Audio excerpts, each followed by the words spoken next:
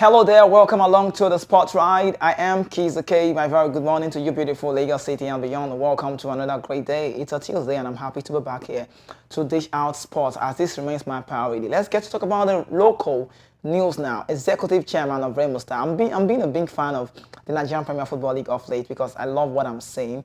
Because now the Executive Chairman of Remo Star, Honorable Kunle Sanem, has rewarded players, officials, and supporters of the team with cash totaling 28 million naira for picking one of the CAF Champions League slots for Nigeria at the just ended GTI IMC Nigerian Premier Football League Super 6 in Lagos. Sanem, a former member of the interim management committee of the MPFL and owner of CD Firenze, the Portuguese side, talk about the second tier, rewarded the players with 20 million naira, the technical crew and medical crew 5 million naira, the media team 1.5 million as well as 1.5 million naira for the club supporters. Similarly, the general manager and member of the House of Representatives, Honorable Ekene Adams, also made a donation of 5 million to the team while commending the players for their exceptional performances during the Super 6 playoff.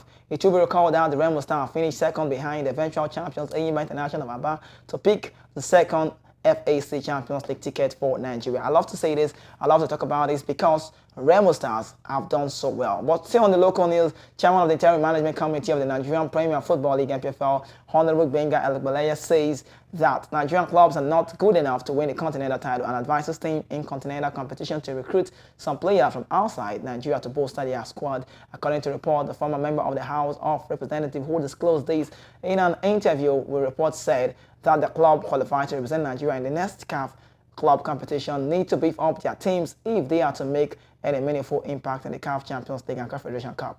Elbeleye, who also highlighted the achievement of the IMC, said the body has been able to align the Nigerian League with the AFCAF and Europe, pointing out that hopefully the next football season will kick off by August 26 and 27 this year and end in May 2024 in the regular league season, and Nigerians will be able to see the matches on TV. Competing in the Continental means that you must buy good players. The current crop of players in the Enyimba, Remo Stars and Rivers United are not good enough yet. They are not very good enough to win titles compared with the likes of Al Ali, Raja Casablanca, TP Mazembe. Elegbeleye said. A former Director General of the Nigerian National Sports Commission stated this. He said they must look for good players within and outside the country.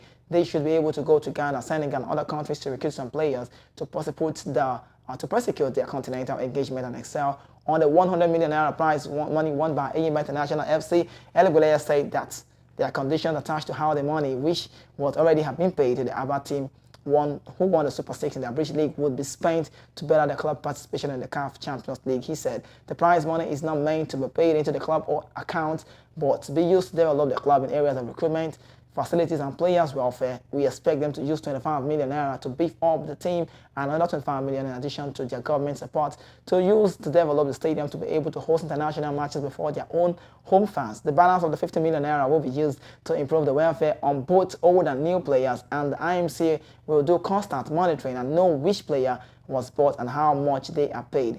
Facilities will also be checked from time to time, the Ondo State Bond Administrator stated.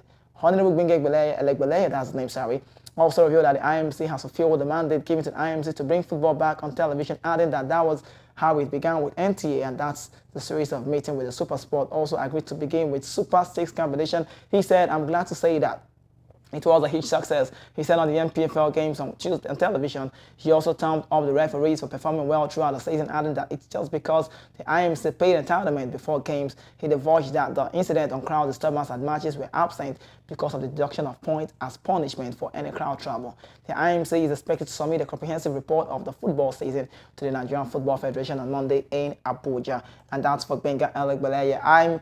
I'm really giving out this, really dishing out this, but I feel so happy. You know why? Because I wasn't born on the 20th century. I wasn't born in the 19th century. I think I was born on the 21st century. And my dad tells me about this local league very well. I used to know about the shooting stars, stationary, some clubs, Rangers have been there. These clubs have done immensely well over time. And if you would agree with me, you will see there's a difference right now with the MPFL, the way it's been. I think formerly we used to have the LMC, but now we have the IMC, that's Interim Management Committee, how well they've been doing. And I love the fact that everything is going on well at the moment. It gives me that edge to say I'm really anticipating to see next season come to be a very great one. But quickly away from local news, let's talk about tennis. I made you understand all the time on the show. We've got legendaries in the game. Roger Federer, Rafael Nadal, Novak Djokovic, you know, Serena Williams, Venus Williams. But she's in the news today. She's an American, tennis player, and Venus Williams might have slipped and fallen caught on Monday at the Roadside Classic in Birmingham, but by the end of the more than 3 hours of play, she was standing tall. The 43-year-old American overcame both an injury scare and Italy's Camilla Giorgi in the opening round of the WTA 250 event for her third win of any kind in the last 3 years. Ranked just inside the world top 700 at number 697, Williams showed flash of her vintage best to upset the 48th-ranked Giorgi 7-6, 4-6, 7, 63 hours and 17 minutes. It was the 42nd WTA main draw match this year to last 3 hours or more and improved Williams' head-to-head record against Giorgi to thrill love. They hadn't played in 5 years, but they were concerned about Williams, who wouldn't last longer and the match. I mean, everybody felt like, let me just get it first on this.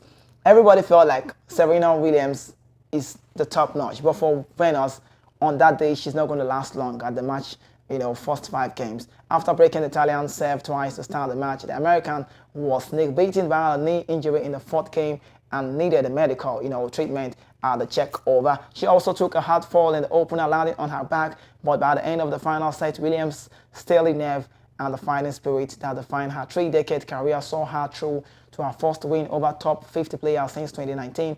I thought I played so well today, and she also played incredible, Williams said afterward. I'm so surprised she's not #1 in the world. There are so many moments where I just thought this match is over and she wouldn't hit a shot from the outside or nowhere. She pushed me to be better than I thought about myself. I couldn't be, and it's great for me. I haven't played a lot of matches, and it's great to come through, Williams also said. And she has been sidelined since January due to a hamstring injury before returning to last week.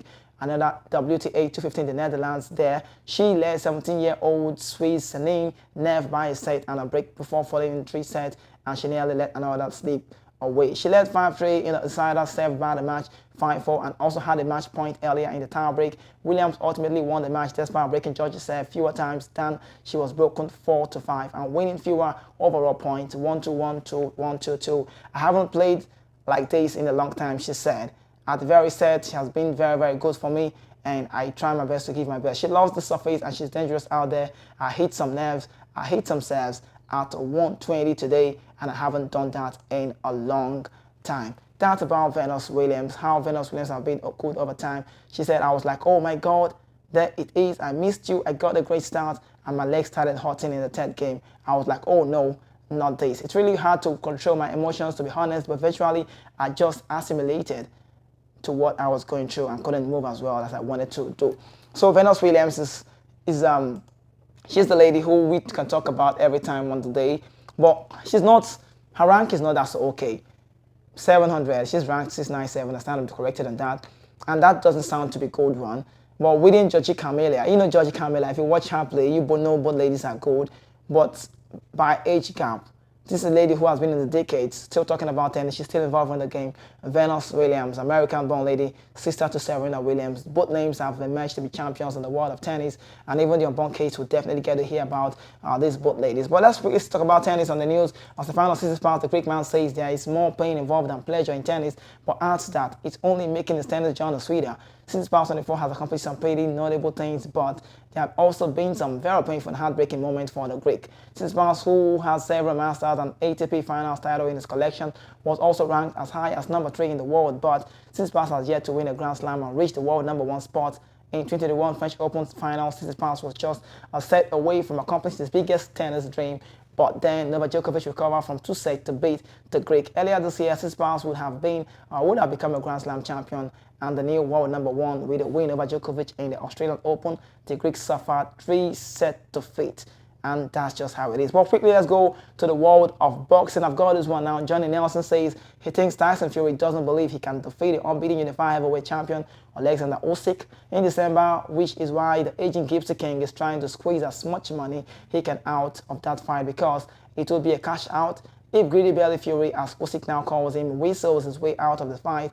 And Usyk, his promoter at Kingsbury and Top Rank are going to need to do some fast hustling to find a higher caliber opponent that the Saudi would agree for him to fight on December. Usyk style of fight involving speed, movement, and accurate sniper rifle like headshot. It's bad news for the lumbar molding grappling slung that Fury has become since teaming up with American trainer Sugar Hill Stewart. The Saudis are Skills Challenge Entertainment, the promotional company that is staging the December event in Saudi Arabia, surely won't dump a treasure chamber worth of dough for Fury to fight another short journeyman like we've never never been seen from him. So it's a fight that I think is about Johnny Nelson coming to let us know how it's going to be going, how it would be on this fight. But do we really want to fight now is the question. Tyson Fury in the news, Alexander Usyk also in the news. But these guys are big guys when you talk about boxing. But moving away from that very news, let's talk about football on the show now. Lautaro Martinez may be a walk-up winner, maybe should have clinched in the Champions League to be the 10th player to have won the Champions League and the World Cup in a single season, but it never happened. But now, I got this one. Inter Milan Vice President Javier Zanetti insists that Lautaro Martinez is staying back with the Azzurri. With the Azzurri side, the Inter Milan captain has been linked to the move away this summer. And Lautaro also have been mentioned as a target for many clubs, the likes of Chelsea, Barcelona. Lautaro is also happy at Inter. There is nothing for this guy. He stays with the club according to Zanetti, and he's a legend of the club. Coming from the Zanetti man, who is a legend man in the club. You know, Javier Zanetti won the Champions League as well with Inter Milan back in 2019-2010 season with Jose Mourinho. At that point, they had a very wonderful selection, wonderful player, the likes of Chivo, the likes of Javier Zanetti, you know, wonderful team they've got there. Thiago Motta, Samuel Eto'o, Mario Balotelli, you know, they had Samuel. They had a very good team, but now he's taking a very big role and feels very optimistic that Lautaro Martinez would be staying at the club. And what do I make about Lautaro? Would I want to see him move the other way? Maybe, I don't know. He won the Coppa Italia. He was so amazing this season. The just previous season I just concluded. I just would say maybe he can move on if he wants to move on. But Inter Milan is having a project under Simone Inzaghi, and that project is second to none. That's a project where I'm beginning to see Romelu Lukaku saying, I don't want to leave the club. I don't think it's time for me to move to Saudi. I don't want to go back to Chelsea. I want to remain with Inter Milan. And they did well, getting to the Champions League final. I think I just would commend the Italian teams in Europe last season. Reasons are because Fiorentina got to the Conference League final. Napoli also got close. Napoli was just there at the Serie A, but AC Milan got them off. Inter Milan was in the final. So the Italian guys did so well. Roma also was in the final, regardless of Sevilla winning them. And I can say right now, they are doing well in European football. Well, quickly, let's get on this one. Atletico Madrid president Enrique Cerezo is calling on plans to sign Sofiane Amrabat, the Moroccan guy. The Fiorentina midfielder has been released from Morocco squad to sort out his club future. Cerezo said the manager of the technical area are working to set up the team. The secretariat does this job. We await orders and news from them. Cerezo also admitted that João Felix could be sold. He added, if there's a team that might be interested, it's likely yes. If not, he will remain a player for Atletico Madrid. We are talking about one of the best strikers in Europe. He still has a lot to prove to his worth. And that's from Cerezo. Talk about the man who I know well from Civitas Metropolitano. That's Atletico Madrid. And João Felix, you might want to call the English way. You could go with João Felix. I don't know. I think he's been struggling over time with the team. I just would say struggles with the team. And it's just what it is. Chelsea now are having him, but I don't see him staying back with Chelsea. But I don't think he has a very wonderful role that he wants to play for himself with Atletico Madrid. I think he's being played off position. No disrespect to, Simone Inzaghi. What's his name? Talk about the manager, Diego Simeone, no disrespect to him. But the way he's lining up his game, more of the time we see João Felix driving to the left, and sometimes he's being substituted with Yannick Carrasco. He doesn't have all the playing time he wants for himself. He's a man who's got potential. He's still very young. I'm not surprised to see Chelsea getting to sign him on loan and want to keep him. But with the way the team is going, and Mauricio Pochettino have come to the club to do a transitional movement, I just think he might be leaving back to Civitas Metropolitano for João Felix. Let's get on this one. Tottenham Hotspur, Son Heung-min in the news. He could be the latest footballer to leave for Saudi Arabia. The South Korean is reportedly a target for £51 million move to Al Ittihad this summer.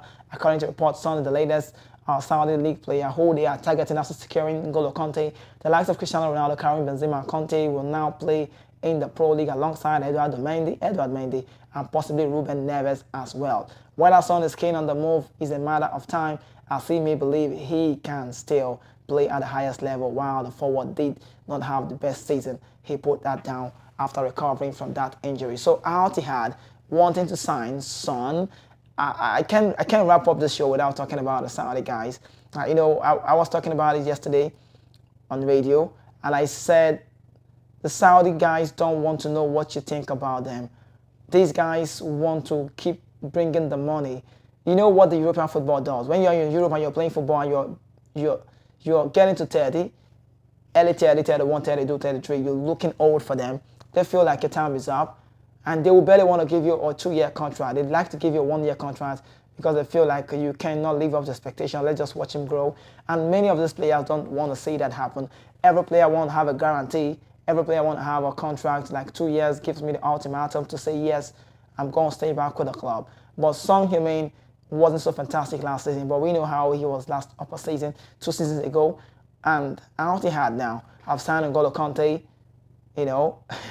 and they want to get to sign more players for the club. Son might be the latest guy who might be joining them. And also, Alexander Safrin, the president of UEFA, said yesterday, he said European football would not miss Ronaldo. European football would not miss Karim Benzema. If they want to get it right, let them group their own players. And that sounds like a beef. But is it really a beef for me? I feel like the Saudi guys are bringing competition to the team, to the European football. The Saudi guys have money to get the Ballon d'Or winner. They got Karim Benzema. They have Ronaldo now. They have N'Golo Kante, Khalidou Koulibaly, John Ali. So, Al-Ila. So many of these guys are really moving to Saudi. Now look at the money they're offering Luka Modric. They say they're going to pay him £200 million. And Modric is saying, no, I want to stay back with Real Madrid. And Madrid is offering a 1-year contract. So anybody would do for them. If you can't give those players a 2-year deal in Europe, the Saudi guys are ready to spend in the money. And that's just how they've been over time. So let me commend them on that. If not for any reason, for the fact that they brought competition to the football in Europe. So it's like a threat now. The European guys are really being scared. I think that's coming from Alexander Safrin. He's saying if you want to have a good team, you have to groom. How many players have we seen being grown or being groomed from the Saudi guys? We've not really been, we barely would say. But he doesn't feel happy that the already made players in Europe are moving to the Saudi. But it's about the money. I just would tell you, every of these guys got family, they've got bills to pay, they've got things to take care of. And I'm being 31, and the club is offering me a 1-year. It depends on the player though. The club is offering me a 1-year contract, and someone is coming from the outside with bigger money, bigger pay, and sometimes the image right is massive. You just cannot turn it down. You just cannot say no. I'm not surprised to see many of these players make that move. But it's a whole lot of talking point. I'll be back again on your TV screen to talk more on this, hopefully tomorrow when I return, because this is just on me to you, and updating your sports remains my major priority. But it's on this note that I have to sign out of the show. But do well to follow us across our social network at Voice of the People TV, and also get connected with us on YouTube, on Instagram at voptvlive. This is the best place you need to be at all time. My name is Kizzy K. Good morning once again. It's time for me to go. Bye-bye for now.